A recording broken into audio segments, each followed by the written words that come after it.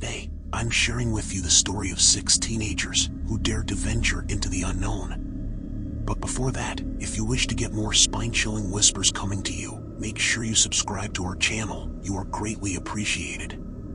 Now we proceed to the unknown. The fog clung to the ground like a thick, suffocating blanket as 6 teenagers wandered through the outskirts of a small Romanian town. They had heard rumors of an old psychiatric hospital, a place long forgotten by the world, buried deep in the forest. It had been abandoned for decades after mysterious deaths plagued the facility. No one dared go near it, but the allure of the unknown had drawn them in, curious and reckless. Jake, the oldest of the group, led the way, his flashlight casting eerie shadows on the trees as they ventured further into the woods. Beside him was Emily, always the skeptic, brushing off every story of hauntings they'd heard along the way. Behind them, Ben, Sarah, Lisa, and Tom followed closely, their nervous laughter hiding the unease creeping up their spines. The air grew colder as they walked, the only sound being the crunch of leaves beneath their feet. Eventually, the trees parted to reveal the towering, decaying structure. The hospital loomed ahead, its once grand facade now crumbling, windows shattered, and ivy crawling up the stone walls like the fingers of something alive. The front gate was rusted and hung open slightly, as if beckoning them inside. Without a word, they exchanged glances, a mixture of excitement and fear passing between them, and stepped through. The hospital's entrance hall was vast, its high ceilings still holding an air of its former grandeur. Old chandeliers, long since shattered, hung loosely from the ceiling. The floor was strewn with debris, broken furniture, and the remnants of lives once lived within these walls. A faint scent of mildew and something else, something older and far less pleasant, lingered in the air. They began to explore, their voices echoing unnaturally in the empty space. The deeper they ventured, the more oppressive the atmosphere became. The peeling wallpaper, the rusty bed frames left behind, and the eerie silence weighed heavily on them. It wasn't long before things started to feel wrong. Jake led the group down a dark hallway, where the old patient rooms stood like sentinels to forgotten horrors. As they passed each one, the hairs on the back of their necks began to rise. Emily, ever the skeptic, scoffed at the fear bubbling up in her chest, but even she couldn't deny the feeling of being watched. The air was thick, colder than it should have been, and that's when they first heard it, a faint, distant drip of water echoing from somewhere deep within the building. Curious, Ben wandered toward the sound, his flashlight flickering in the damp, dark corridor.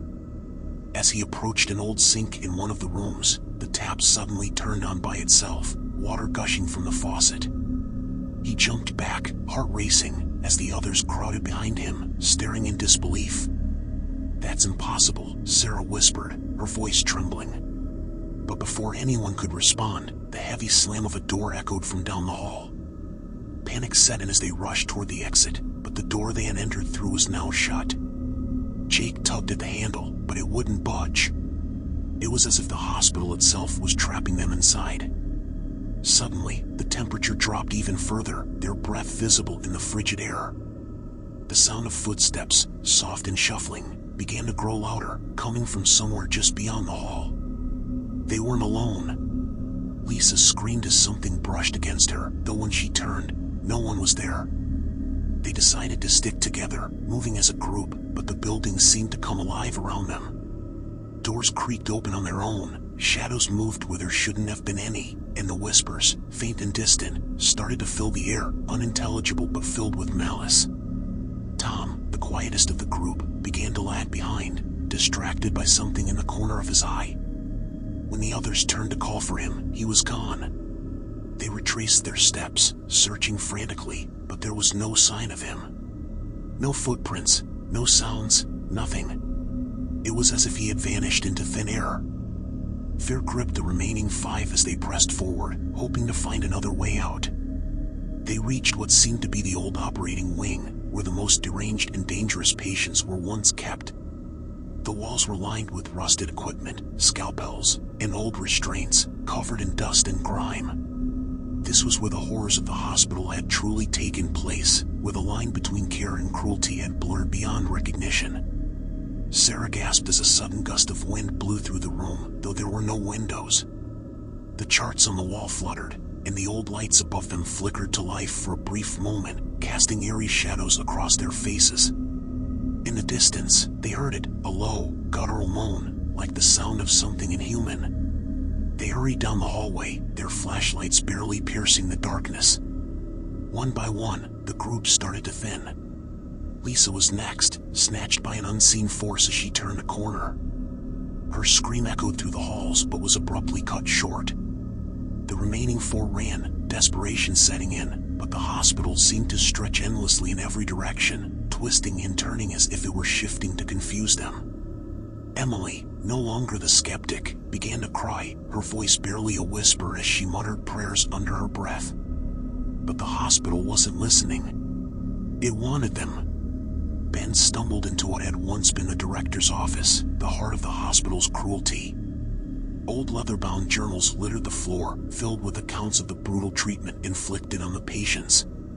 But something else caught his eye, a portrait hanging crookedly on the wall. It was the director, her cold, piercing eyes staring down at them. The air around the portrait seemed to hum with malevolent energy, as if her spirit still lingered there, watching them, waiting for the right moment to strike. Jake grabbed Ben's arm and pulled him away, but it was too late. Ben's eyes glazed over, his body stiffened, and before they could react, he collapsed, his face twisted in agony.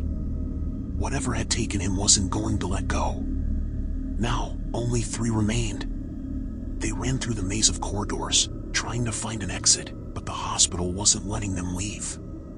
Each room seemed more sinister than the last, filled with remnants of the tortured souls who had died there. The air was thick with the stench of decay, and the whispers grew louder, more aggressive.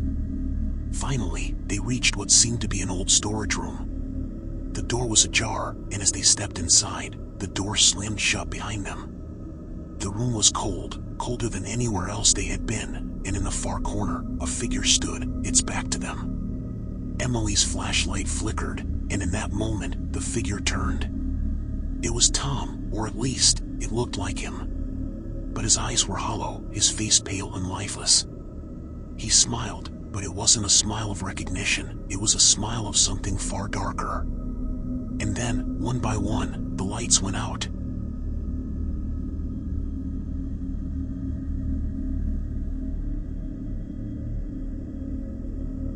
If you enjoy watching our videos, please, make sure to subscribe, it helps us to bring more and more creepy tales. We upload daily, so come back tomorrow for another dose of terror. See you on my next whisper.